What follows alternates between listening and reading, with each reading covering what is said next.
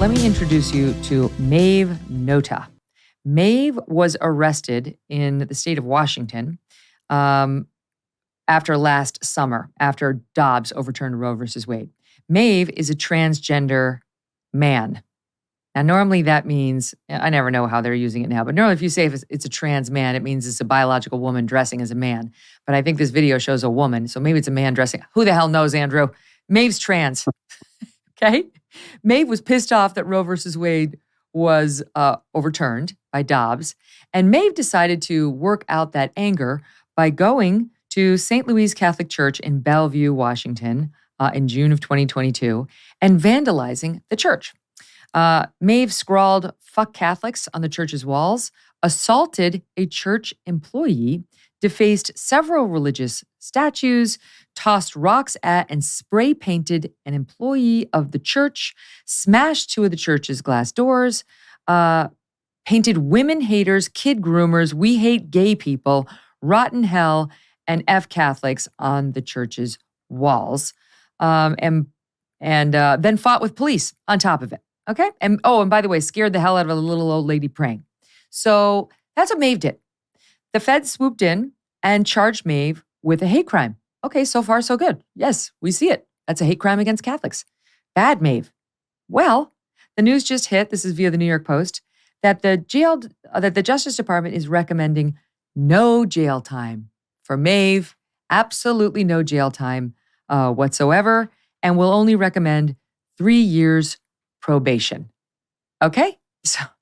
So that's what you get when you assault the church employee and threaten the police, tussle with the police, deface a Catholic church. Contrast that with what they did to pro-life activist Mark Hoke, who was arrested back in September 2022 after being indicted on federal charges that he allegedly intimidated someone at Planned Parenthood in Philadelphia. You may remember this case. They accused this guy, Mark, of pushing a 72-year-old man who was escorting two patients from the clinic in October 2021. Hoke claimed that the elderly man had been harassing Hoke's son and that he was really just standing up for his kid. The Justice Department saw Hoke as a very different kind of threat. They tried to put him in prison for 11 years. 11 years they went after this guy. They took him to trial, and Hoke was acquitted by a federal jury. So he got no jail time because he was found not guilty. Look at the difference in standards, right? This Hoke faces 11 years in prison for having a tussle with a guy outside of a Planned Parenthood, where he made clear to the authorities originally, I was defending my son. And by the way, they showed up like a SWAT team at his house when they arrested him. All of his kids were there. The wife talked about how they came in, guns drawn, their family was scared. This other guy, Maeve, the trans person, actually assaults a churchgoer, never mind the cops and what they did to the church. You're fine. Probation, off you go. Thanks, honey. Maeve is lucky when she was assaulting people in a Catholic church, she didn't accidentally hit an FBI agent who was trying to infiltrate the church to make sure they weren't speaking Latin. You know, so true. The one thing I will say on Maeve's behalf is that at least he or she or whatever the hell he is knows where the problem is. That is the thing. That is the enemy of the federal government at this point is religion. They know that if we lose our religion, we're going to lose the argument. And we don't necessarily know that. You know, George Washington told us this a long, long time ago when he published his famous farewell address. He said, you know, beware of the idea that you can maintain a moral structure without religion. And he didn't mean that religion was useful because it made people afraid of hell or anything like that. What he meant was the underlying ideas of religion, namely the faith in God and the faith of a moral structure that you cannot violate, is inherent in a free country. You cannot be a free country without that faith that A, morality exists, and B, that people are made in the image of God and deserve to be respected and deserve to be free. So this targeting of religion and the laxity of prosecution and a hate crime against religion is in keeping, again, with the left's philosophy. They are acting rationally in keeping with their philosophy. They're even acting morally in keeping with their philosophy. The fact that their philosophy is rotten to the core is not the point. The point is they are acting in keeping with their philosophy. And I worry about the right because I worry that the right does not understand that they cannot make their arguments. They cannot make their arguments without some kind of religious basis, some kind of spiritual basis. And I think on the right, we keep talking about the market. The market's going to save us, go woke, go broke. Market ain't going to save us. The market will not save us because the market is underpinned by values. If you don't have the values that make a market necessary and useful, you can't have, the market's just going to go away.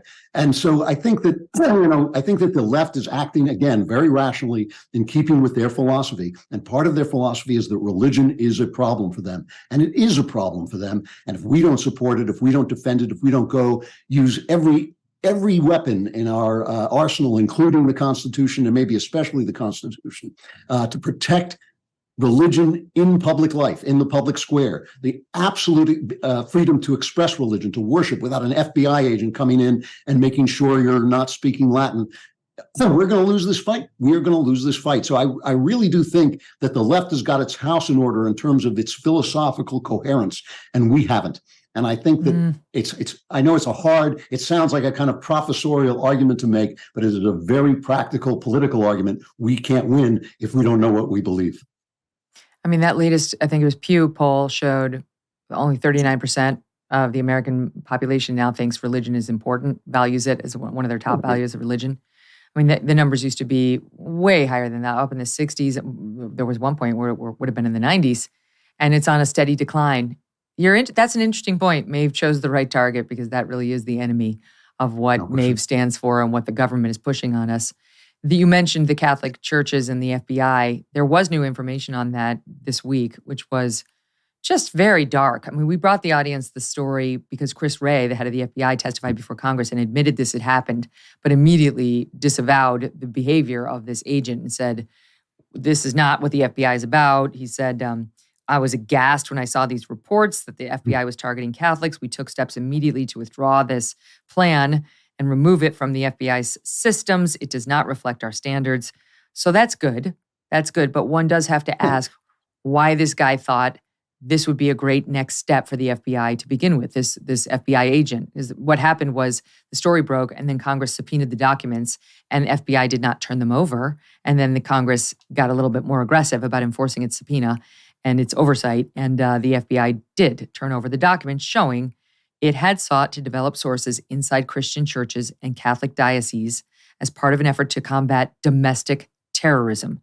The House Judiciary Committee released these documents on Monday. They showed the FBI plan to use churches as new avenues, quoting here from a Fox News report, for tripwire and source development. They also aim to specifically target mainline Catholic parishes. So not that it was any better when it was just the one saying the Latin Mass, but just in case you think, oh, that's not me, it is you. Mainline Catholic parishes is what they wanted to target.